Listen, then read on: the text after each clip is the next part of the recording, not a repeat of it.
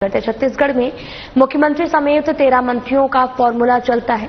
यहां पहले ही एक मंत्री कम बनाए गए थे और इसके बाद में बृजमोहन अग्रवाल के सांसद बन जाने से एक और मंत्री पद रिक्त हो गया है। दोनों मंत्री पद भरने की चर्चा कई बार चली है, लेकिन कोई भी नतीजा सामने नहीं आ पाया।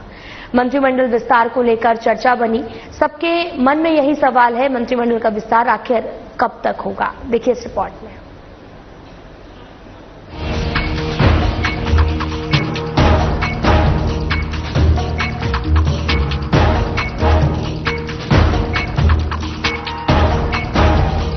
छत्तीसगढ़ में मंत्रिमंडल विस्तार की चर्चा बजट सत्र के बाद जोरों पर थी।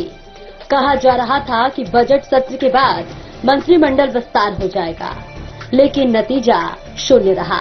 अब जून का महीना शुरू हो गया है और मंत्रिमंडल का विस्तार कब तक हो पाता है, जिसको लेकर भारतीय जनता पार्टी के मीडिया प्रभारी अमित चिमनानी ने बताया कि पहलगाम हमले और देश की स्थिति को देखते हुए फिलहाल ये टाल दिया गया है, लेकिन बहुत जल्द इसकी घोषणा हो जाएगी।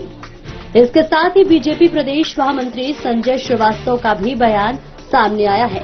उन्होंने कहा है कि चर्चाएं होती रहती हैं, मीडिया चैनलों के बाद भी हमसे सुर्खियां भी बनी रहती हैं, लेकिन हर चीज का समय निर्धारित है और वो उसी समय पर होगा। देखिए, देश अभी पहलगाम के हमले के बाद एक अलग मोड में था। सारे भारतवासियों का एक ही लक्ष्य था कि हम पहले जिनके साथ गलत हुआ, जिनके परिजनों ने अपनी जान गंवाई, उनके साथ हम क्या न्याय कर सकते हैं। तो पहले सभी लोग उसी क्षेत्र में, उसी सेंटिमेंट में काम कर रहे थे और अब वो कार्य लगभग समाप्त हो चुका है। तो पार्टी के कुछ और अन्य कार्यक्रम हैं जिसमें मोदी जी के 11 साल की उपलब्धि का विषय है और बाकी भी विषय हैं। तो मुझे लगता है कि इनके साथ साथ आने वाले समय में जल्द ही यह कार्य भी हो जाएगा। बहुत सारे प्रदेश भी ऐसे हैं जहां पर भी उनके संगठन की गतिविधियां होनी हैं।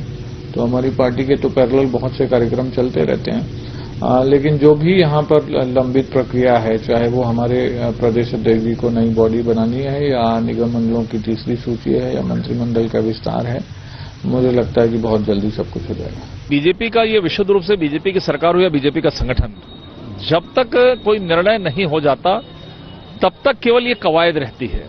इन्हीं कारणों से कोई चीज रुकी ऐसा नहीं है।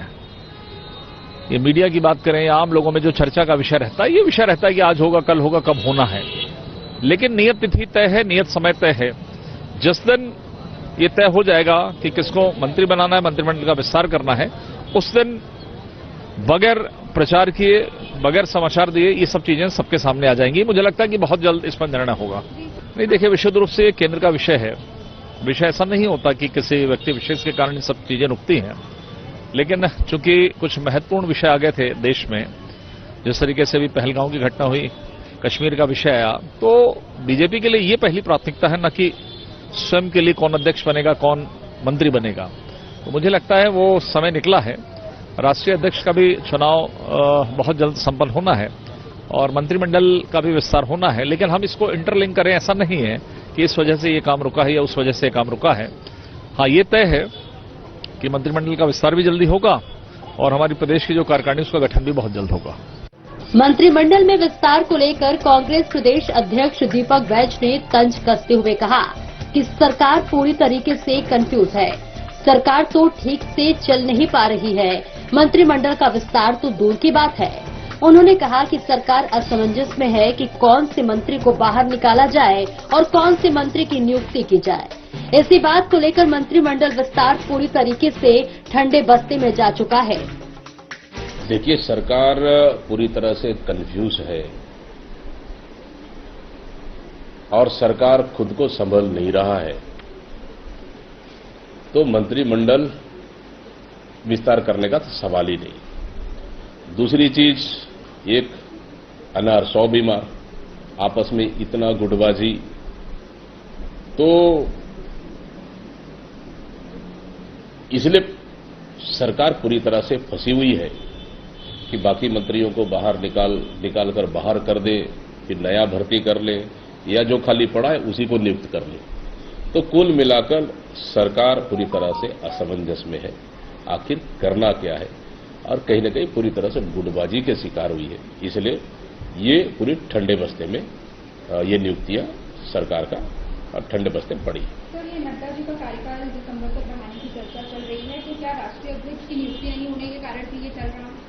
आप देखिए, वो तो उनकी अधूरी पार्टी का मामला है, लेकिन जो हम लोग छत्तीसगढ़ में जो स्थितियां देख रहे हैं उस परिस्थिति के अनुसार मैंने कहा कि भारतीय जनता पार्टी में गुटबाजी चरम पर है, इसलिए ये निर्णय नहीं ले पा रहे। मंत्रिमंडल विस्तार को यदि राजनीतिक विश्लेषकों की दृष्टि से समझने का प्रयास किया जाए तो बीजेपी मंत्रिमंडल विस्तार पर वरिष्ठ पत्रकार अनिरुद्ध दुबे कहते हैं कि मंत्रिमंडल का विस्तार अब तक हो जाना चाहिए था।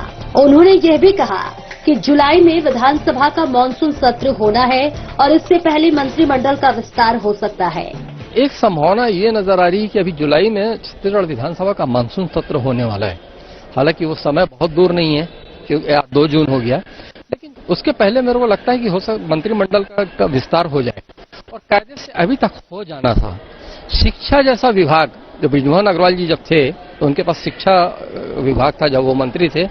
आज जो है देखा जाए तो ये शब्द बोलने में बड़ा कठिन लगता है, लेकिन बोलना पड़ता है, इसका कोई माई बाप नहीं है, मतलब इतना महत्वपूर्ण विभाग। तो और दूसरी बात यह है कि इसमें क्या है कि समीकरण जो है पूरे गड़बड़ाए हुए हैं। ठीक है कि बिलासपुर का नेतृत्व है, वहां पे सरगुजा संभाग का नेतृत्व है, लेकिन इधर बात करें कि आपने जो रायपुर से बृजमोहन अग्रवाल जी को मंत्री पद से हटाया, उनको संसद चुनाव लड़वाया, जिताया भी, तो रायपुर से 4 के 4 पूरे बीजेपी के विधायक हैं, अभी कोई मंत्री नहीं है। जबकि एक समय 3 बार डॉक्टर रमन सिंह जी की सरकार रही तो तीनों बार में बृजमोहन अग्रवाल और राजेश मूणत दोनों वहां पे मंत्री रहे। तो फिर एक गुंजाइश बनती कि एक को लेना है, लेकिन फिर यहाँ पे बात वही आती है मूणत जी की और पुरंदर मिश्रा जी की, क्योंकि एक तरफ जो है देखिए मतलब ये कि इशारों में ही बात होती है, क्योंकि कहीं कुछ हम प्रमाणित तौर पे कोई चीज नहीं तो हम नहीं कह सकते, लेकिन छत्तीसगढ़ के बहुत बड़े नेता का हाथ जो है मूणत जी के ऊपर है, वो किसी से छिपा नहीं है। फिर यह है कि इन्होंने अपनी दिल्ली तक पहुंच लगाई पुरंदर मिश्रा जी ने, तो कहीं ना कहीं जो ओडिशा से उसके जो है संपर्क जुड़े हुए हैं, सूत्र जुड़े हुए हैं, जो दिल्ली तक के जाके करते हैं, तो एक ये यहाँ में मामला फंसा हुआ है। फिर हम बस्तर की बात करें तो केवल केदार कश्यप वहां से अभी मंत्री हैं, और बस्तर से जो है वहां पे प्रतिनिधित्व तो हमेशा 2 लोगों का रहता था। सरगुजा संभाग से तो है, लेकिन बस्तर संभाग से नहीं, तो फिर वहां से किसी को लेना नहीं लेना है, यहाँ पे मामला फंस जाता है जाके। फिर ओबीसी की बात करें तो दुर्ग के जो है गजेंद्र यादव, उनका नाम जो है प्रमुखता से लिया जाता रहा है, तो वो भी दौड़ में बाहर नहीं है। अगर कहीं मंत्री बनेंगे तो 2 बनेंगे, अब 2 बनेंगे, किसको लें और किसको काटें। तो अगर कहीं काटे तो मतलब ये कि असंतोष के स्वर उठने वाले की गुंजाइश ज्यादा होती है, तो इसलिए अभी तक के टलता रहा, मुख्य कारण ये है। लेकिन एक संभावना हल्की सी, मैं ये नहीं कहता कि पूर्ण रूप से, हल्की सी संभावना ये बनती नजर आ रही है कि विधानसभा का जो है मानसून सत्र होगा जुलाई के 2nd वीक या 3rd वीक में, तो उसके पहले हो सकता है कि मंत्रिमंडल का विस्तार हो जाए। नहीं, मुझे इसका कारण नहीं ऐसा लगता कि राष्ट्रीय अध्यक्ष की नियुक्ति नहीं हो पाई तो इसलिए लेट हो रहा है, क्योंकि जहां तक के जो सुनने में आता है, जो क्षण के खबरें आती है, लिखित तौर पे नहीं आती, टीवी के पर्दे पे नहीं आती, तो उसमें ये आती है कि उनके पास ऐसे 2 अवसर थे, जो मतलब विस्तार अगर कहीं चाहते तो खुद वो कर सकते थे, लेकिन वो भी हमारे मुख्यमंत्री विष्णुदेव साय जी भी बहुत दूरदर्शी व्यक्ति हैं और थोड़ा मतलब असंतोष की राजनीति से बड़े दूर रहते हैं, और मतलब उनको अनावश्यक विवाद कभी पसंद नहीं रहा। तो 2 बार ऐसा जो है घटनाक्रम रहा कि अब मंत्रिमंडल का विस्तार होना है और दोनों बार नहीं हो पाया। तो उसका कारण यही है कि 1 अनार 100 बीमार। मंत्री यहाँ एक तो नहीं, यहाँ पे मंत्री 2 भी बन सकते हैं, 3 भी बन सकते हैं, लेकिन सवाल यह है कि अभी जो है तो किसको हटाएंगे, और हटाएंगे तो किसको लेंगे, और किसी को नहीं हटाएंगे, फिर उन 2 नए को किसको लेंगे। ये तो मतलब चीजें पेच पहले भी उलझा था, अभी भी उलझा हुआ है। लेकिन अब मेरे को लगता है कि बहुत इंतजार नहीं किया जाना चाहिए, क्योंकि वक्त धीरे धीरे बीत रहा है, और ये विस्तार करके जो है प्रमुख विभागों का जो उत्तरदायित्व किसी न किसी काबिल व्यक्ति को दे दिया जाना चाहिए। मंत्रिमंडल विस्तार को लेकर चर्चा लगातार बनी हुई है, लेकिन ये भी कहा जा रहा है कि पुराने मंत्रियों को हटाकर नए लोगों को स्थान दिया जाएगा। फिलहाल छत्तीसगढ़ में मुख्यमंत्री समेत 11 मंत्री पद हैं, जिसमें 2 पद रिक्त हैं, लेकिन झारखंड फॉर्मूले के साथ 14 मंत्री बनाए जाने की भी चर्चा बीच में चली थी, जिसको ध्यान में रखते हुए 3 नए नाम भी सामने आ सकते हैं।